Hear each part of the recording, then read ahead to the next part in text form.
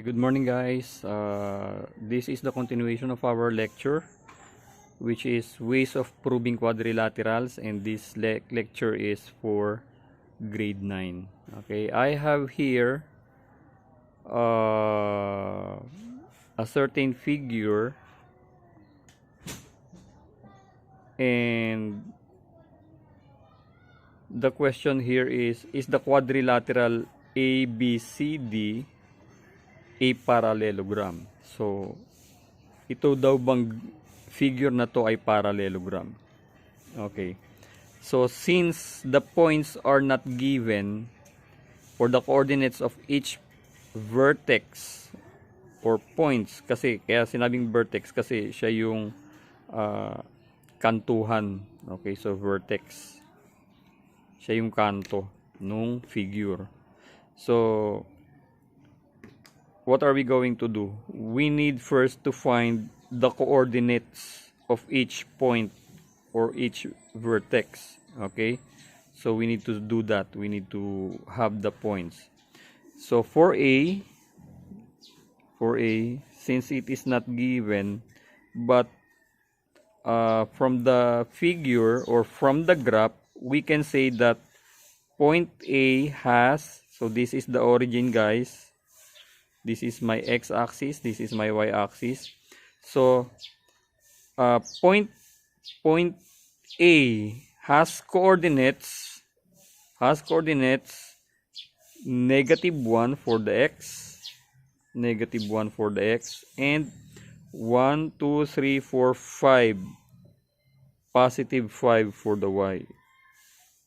Okay, so yun yung paraan para makuha natin yung coordinates ng point na to. Sunod ay yung B. So the coordinates of B are, for the x is 1, 2, 3. 3 for the x. And for the y, I have 1, 2, 3 also. Okay. So 3, 3. Next, for C. C is what? For the x is 1, 2, 3, 4, 5, 6. 6 for the x. And I have 1, 2, 3, 4. -4 kasi downward siya. Okay, downward. -4 for the y. Last, I have for D is 1, 2 for the x, and that's positive. And I have 1, 2, -2 for the y. Okay. Guys, lagi nyo tatandaan, simula dun sa origin, pag x ang pinag-uusapan, pag kumanan ka, from the origin, kumanan ka, positive. From the origin, pag kumaliwa ka, negative ang value ng x. Pag sa origin, tumaas ka naman, positive ang value sa y. Tapos, pagka bumaba ka sa origin, negative value ang y. Okay? So, wag nyo kakalimutan yun. Napaka-importante yun. Kasi pagka nagkamali kayo ng coordinate or coordinates, mamamali na solution natin. Okay, so, nakuha na natin yung points ng vertex or ng vertices. So, anong gagawin natin para ma-prove na ito ay parallelogram? Okay, so, from the word itself, parallelogram. So, dapat parallel yung opposite sides niya. So, dapat line AD is parallel to line BC. So, supposedly, dapat line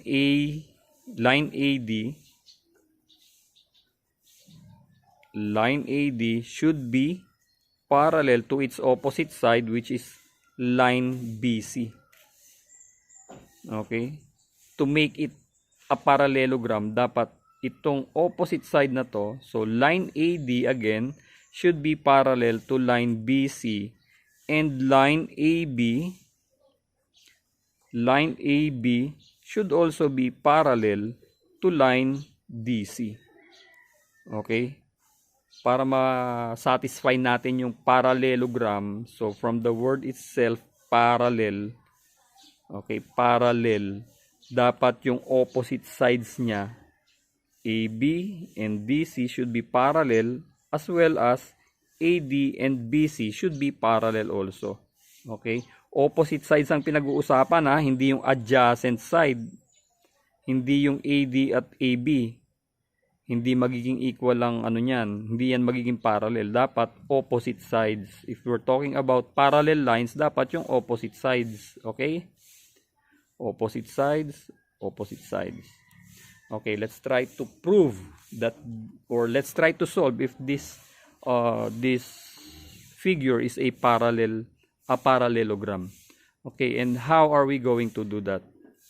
By using the slopes. Okay, so ibig sabihin, itong line na to merong slope, itong line na to meron ding slope. Okay, at yung line na yon at itong line na to may slope din. So dapat yung opposite sides pareho ng slope. Dapat line AD should have a congruent slope to line BC. Okay, let's try to have that one. So, ang una nating isosolve yung AD at BC. Slope of line AD. So, line AD should have the same slope of line BC. So, slope ng BC. So, dapat siya ay congruent. Okay? Congruent or equal. Dapat the same. Okay, so how are we going to solve for this? So we're talking about slopes, and slope is what? From our previous lessons, slope is equal to y2 minus y1 all over x2 minus x1. I hope you still remember this. So, pagka slope ang pinag-uusapan, we're talking about y2 minus y1 all over x2 minus x1. Or, this is the delta y, so sana naaalala nyo, over the delta x. Or the change in y over the change in x. Okay. So, kailangan natin yung coordinates ng AD at BC. At nasolve na natin yon. Ayun. Okay. Nakuha na natin. So, for AD, for line AD, A has negative 1, 5, and D has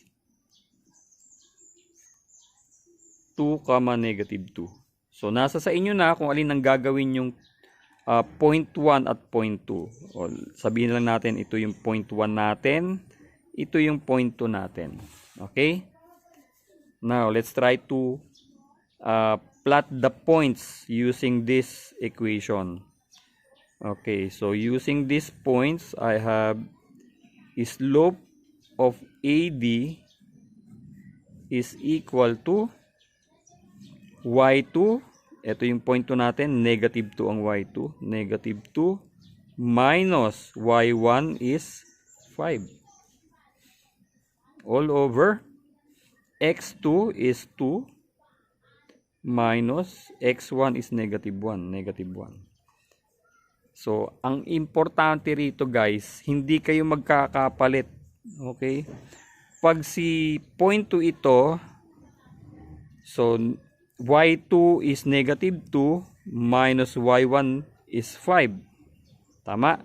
Baka mamaya, yung x2 ninyo maging ito. Huwag kayong magkakamali ng ganon. Kung ito yung point 2, ito ang lalabas na y2 at x1, x2 pala, sorry. At ito ang x1,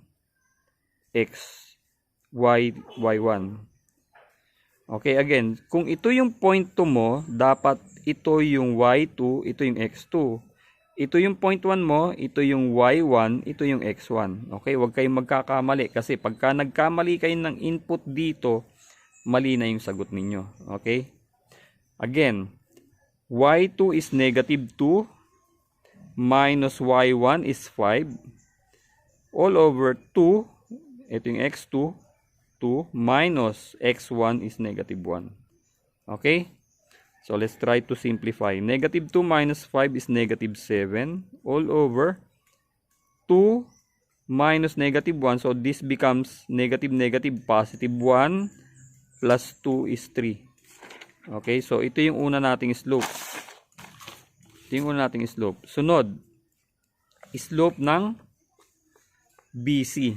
Okay, so 4 BC or line BC. So ang B natin ay 3, 3, 3, at yung C natin ay 6, negative 4. 6, negative 4. Okay, so assign points. Let's say this is point 1 and this is point 2. Okay, solving for the slope of line BC. So y2, same equation, y2 minus y1 all over x2 minus x1. Ha? So y2 is negative 4. Okay, let's have this. y2, x2, x1, y1. Okay, so y2 is negative 4 minus y1, which is 3 all over x2 6 minus x1 3. This is equal to negative 4 minus 3 is negative 7 all over 6 minus 3 is 3. So if you would try to see yung slope ng AD equal sa slope ng BC. So equal siya. Okay? So I can say therefore slope of AD, which is also equal to slope of BC, therefore I can say that line AD is parallel to line BC. Okay? So yun yung una natin, na-satisfy natin, parallel daw tong dalawa. Parallel siyang dalawa. Okay, parallel. Okay guys, this is our second example. Is the quadrilateral RSTU a parallelogram? So we have here RSTU. So this is our figure. And the question is this figure a parallelogram? Okay? And before, dun sa kanina, yung sinolve natin kaninang example, ang ginamit nating method ay yung ginamit natin yung equation ng slope. Okay, so equation ng slope. At sa pagkuha ng slope, dapat meron tayong coordinates ng bawat point. Ngayon, ang gagamitin ko naman dito ay yung distance formula. Okay? So, dun sa slope kanina, yung unang example, dapat yung slope ng isang side equal sa slope ng opposite side. Okay? Dapat yung opposite side parehong slope. We can do this here. Okay, but I want you to see another method. It is by using the distance formula. Kasi isa sa mga katangian ng parallelogram, dapat yung sides niya bukod sa parallel, dapat equal din yung distance ng side. Okay? Dapat equal din yung distance ng opposite sides niya para masabi na siya ay parallelogram. Okay, so before we do that, ano nga yung equation natin ng distance? Ang equation ng distance natin ay equal sa square root ng, I hope you still remember this, x sub 2 minus x sub 1 squared plus y sub 2 minus y sub 1. Okay, so siya yung gagamitin natin. Now, before we do that, we need the values for each point. Okay? So, we need to have coordinates. Importante pa rin yung coordinates. Okay, let's try to have kasi hindi given, so we need to solve it manually, or we need to count manually. So starting from the origin, let's start with R, point R. So I have, if I would try to extend this, okay, so that's for the Y. And if I would try to extend this also downward, so that's for the X. So I have for the X 1, 2, 3, 4, and it's going to the left. Okay, so this is my X, this is my Y. So pakaliwa siya from the origin, 1, 2, 3, 4, negative siya. Negative 4, comma, Y is 1, 2, 3. Okay, positive 3. Next, for point S. Okay, let's try to extend this downward. So I have this point 1, 2, 3, 4. So 4 for the X, comma, 1, 2, 3, 4, 5. If I would try to extend this, it would hit this point. So the intersection of the X and Y, ito yung point natin. So I have 1, 2, 3, 4, 5, positive 5 for the Y. What about T? So for T, if I would try to extend this downward, and this one to the right, so yun yung T natin. So the points are 1, 2, 3, positive 3 for the X, and I have 1, 2, 3, 4, negative 4 for the Y. Okay, last for U. If I would try to extend this, yun yung point niya, and this one downward. Okay, so the values are 1, 2, 3, 4, 5 for the X, negative, don't forget the negative sign, comma, 1, 2, 3, 4, 5, negative din for the Y. Okay, negative kasi pakaliwa from the origin, negative sa Y kasi pababa sa Y axis. Okay, okay. Now, ano yung susunod natin gawin? So, RU should have the same length as ST para yung side na UT at RS parallel. Okay? So, dapat ganon. Okay, let's try to have, ano yung unahin natin? RU at saka ST. So, for RU, for line RU.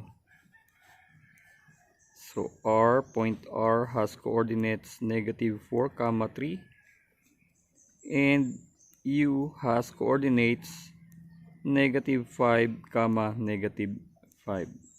Let this be point 1 and let this be point 2. So if this is my point 2, this should be X sub 2, Y sub 2, and X sub 1, Y sub 1. Okay? So, malinaw yan ha. Ipa-plug natin ngayon dito yung values.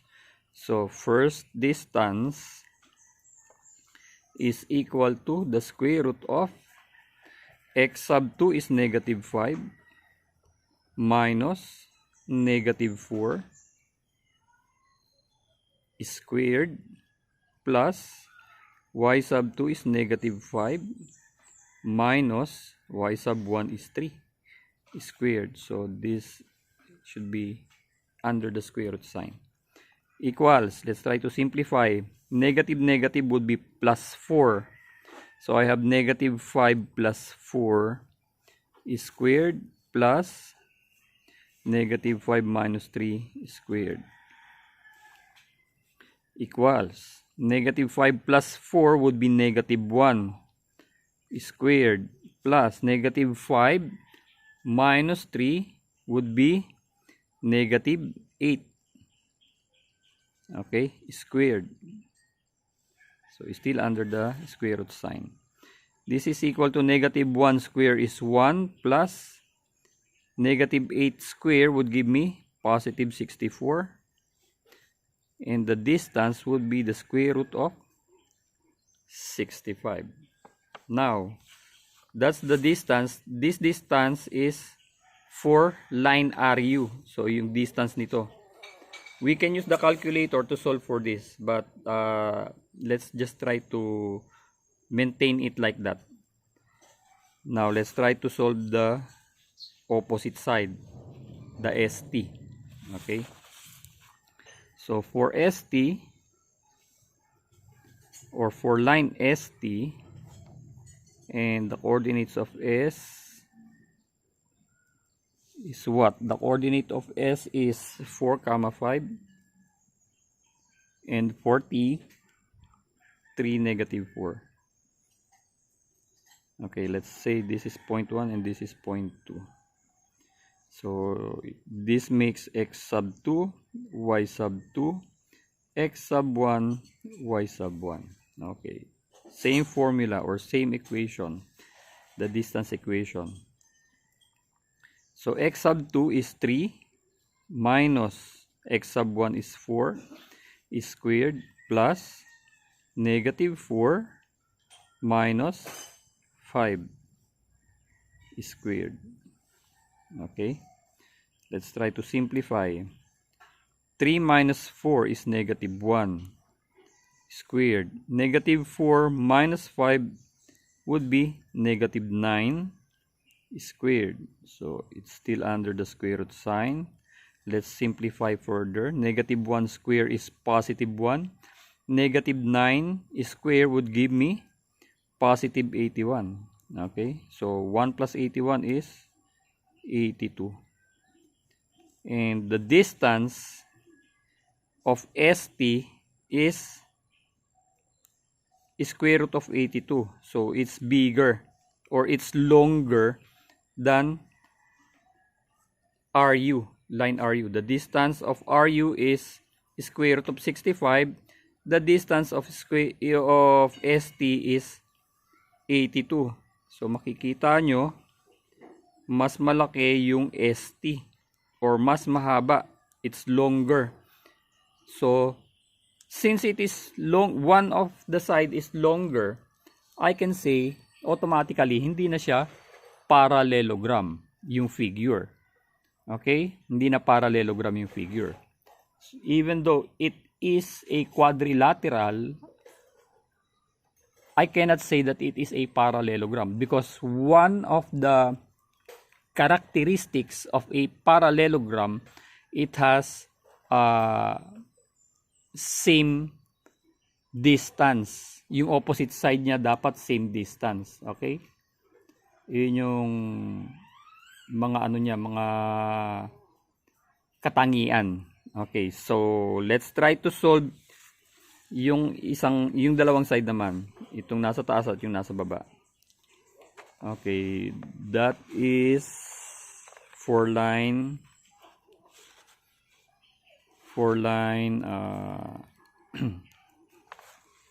RS.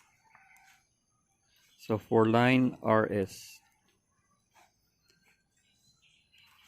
RS, so R has -4, 3, and for S has 4, 5.